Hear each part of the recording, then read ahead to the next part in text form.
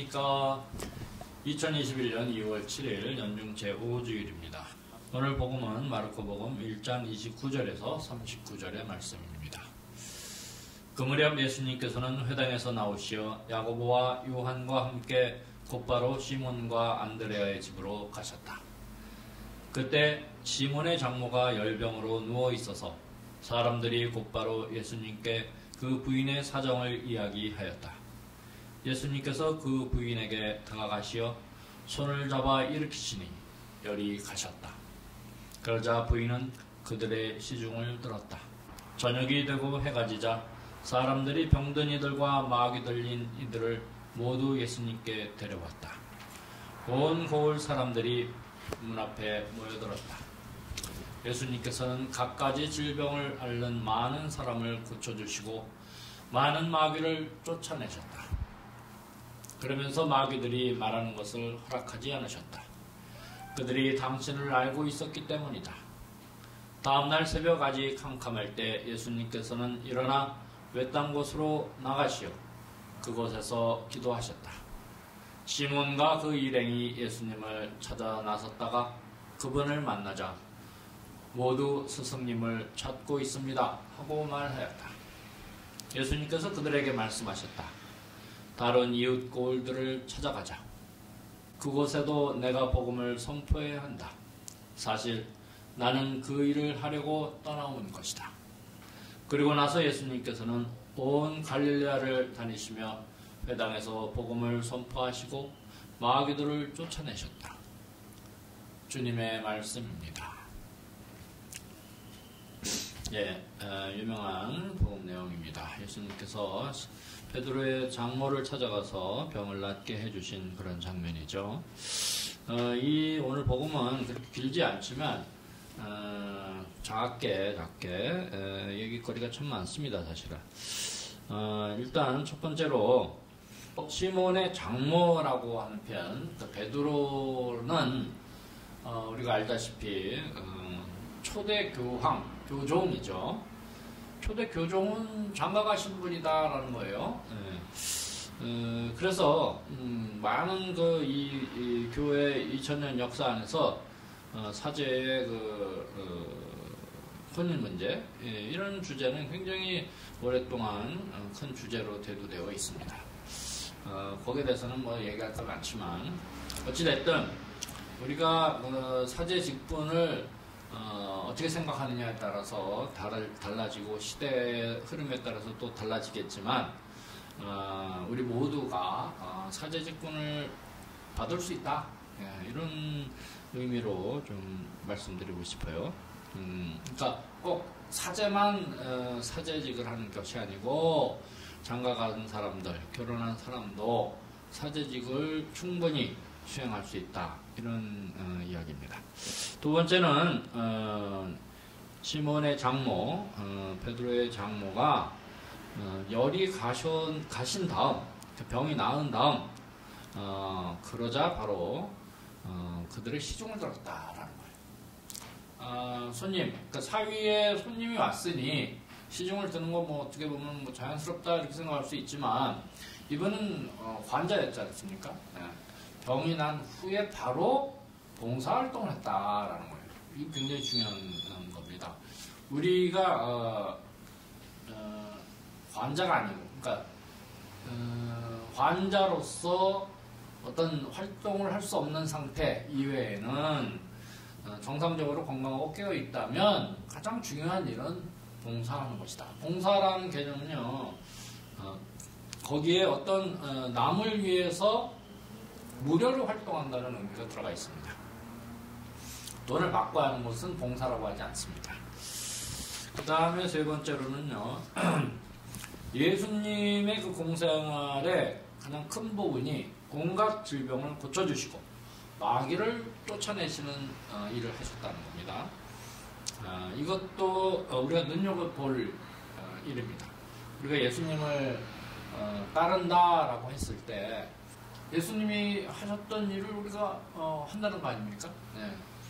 그래서 뭐 질병을 고치고 마귀를 쫓는 일은 사실은 현대 생활에서는 뭐 특별한 능력이 있어야 되죠, 그죠? 뭐 치유의 능력 그랬을 때 우리 현대화 사회에서는 의사들이 치유를 하는 거죠.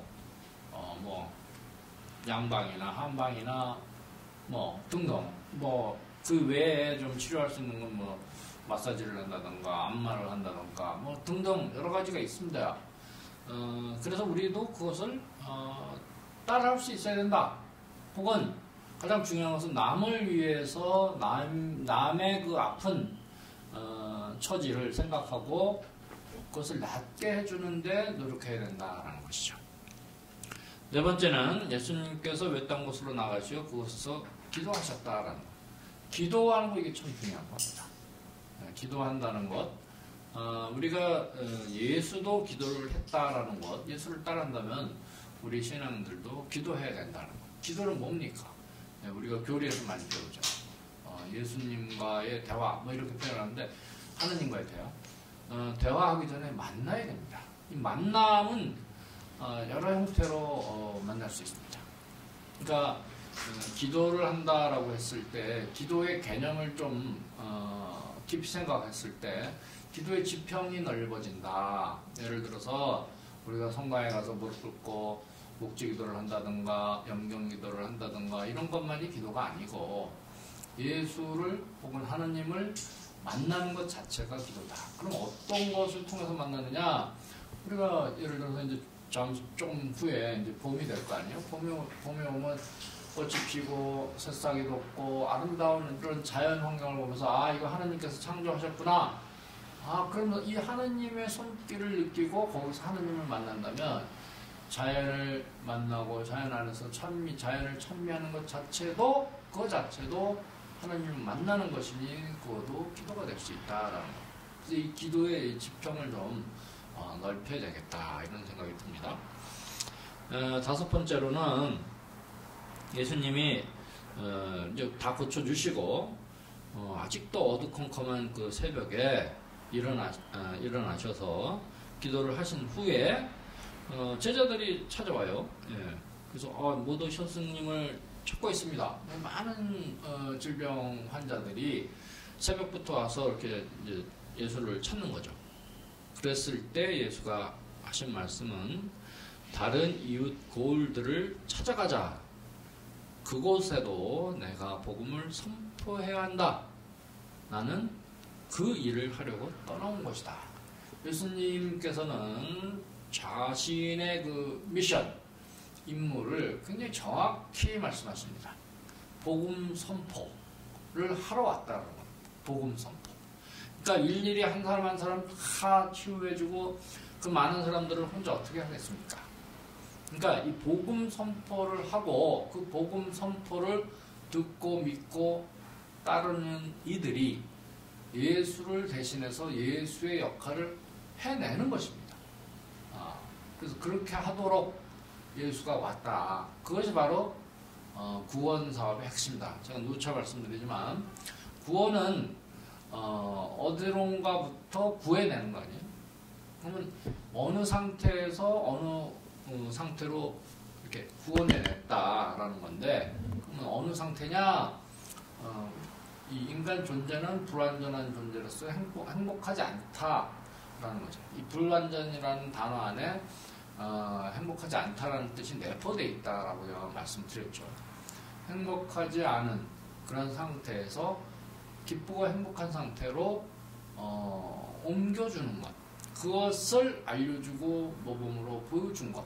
그렇게 함으로써 우리가 스스로 행복할 수 있다라는 것. 그거를 가르치고 알려주고 보여준, 모범을 보여준 그것을 하러 예수가 왔다라는 것입니다. 이게 복음 선포고 바로 구원 사업의 핵심 내용이다라는 거예요. 자, 그러면 떠나왔으니 이제 나머지는 우리가 스스로 해야 된다라는 거예요.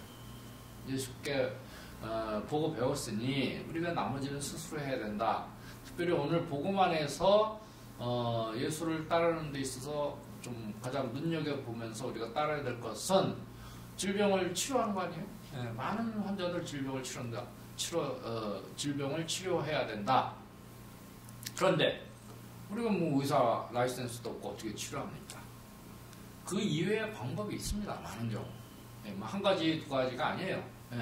예를 들면 첫 번째 제가 작년에 체험한 바로는 많은 경우 지금 우리 식습관을 바꿈으로써 웬만한 성인병은 다 치유가 된다라는 겁니다. 이것을 별로 의사들이 얘기를 안 해줍니다. 왜? 의사들이 나빠서가 아니라 지금 어떤 그 의학을 배우는 그 체계 안에서 그것을 가르치질 않아요.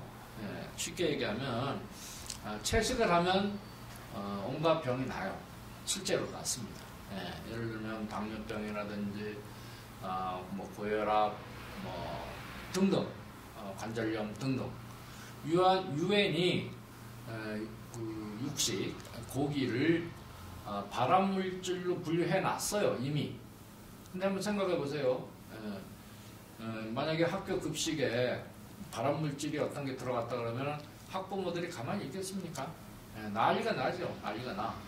그런데 학교 급식에 고기를 안 준다고 생각해 보세요.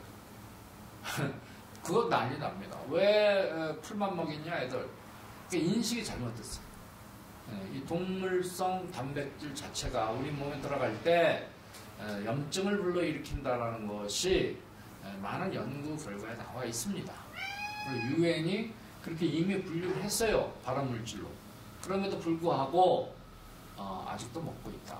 이 축산업이 어마어마하게 지금 발전하고 또 공장식 도축이라든지 그러므로 인해서 그 축산업에서 나오는 여러 가지 그 온실가스 때문에 기후 위기가 불러와서 지금 많은 경우 이 북극의 얼음이 녹는다든지 그래서 기후가 변화되면서 많은 지금 자연 재난이 일어난다는 것입니다.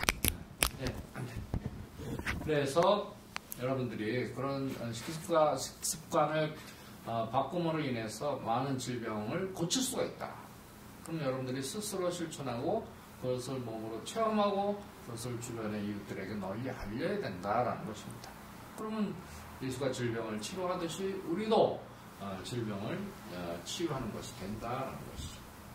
자, 두 번째, 요즘 특별히 이제 코로나 상황이기 때문에 얼마나 많은 사람들이 지금 또 정신적으로 코로나 블루 뭐 이런 표현도 나오듯이 굉장히 외롭고 우울하고 그렇습니다.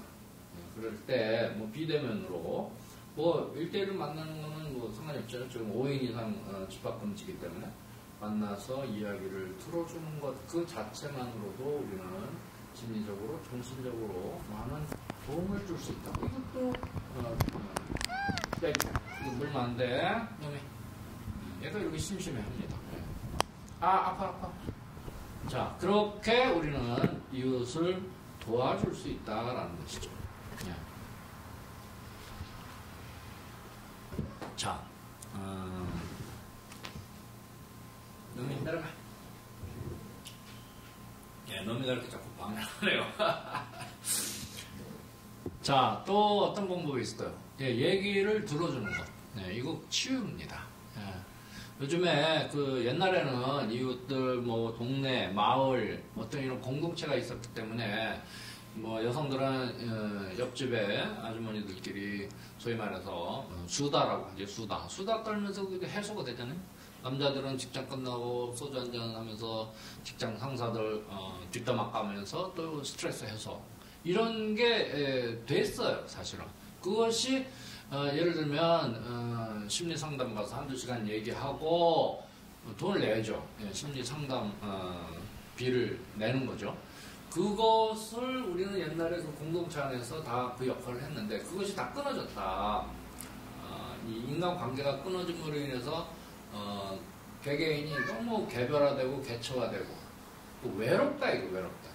인간 공동체는 삼위일체이신 하느님을 닮아서 공동체로 존재해야 되는데 그 공동체가 파괴되고 인간관계가 끊어짐으로 인해서 요즘 뭐 독신 가정이 많이 늘어나고 그래서 뭐 집값도 올라가고 이 세대 그러니까 인구는 주는데 세대수가 필요한 거예요. 집이 필요하다. 그래서 뭐 집값도 올라가고 이런 많은 병폐가 일어난다.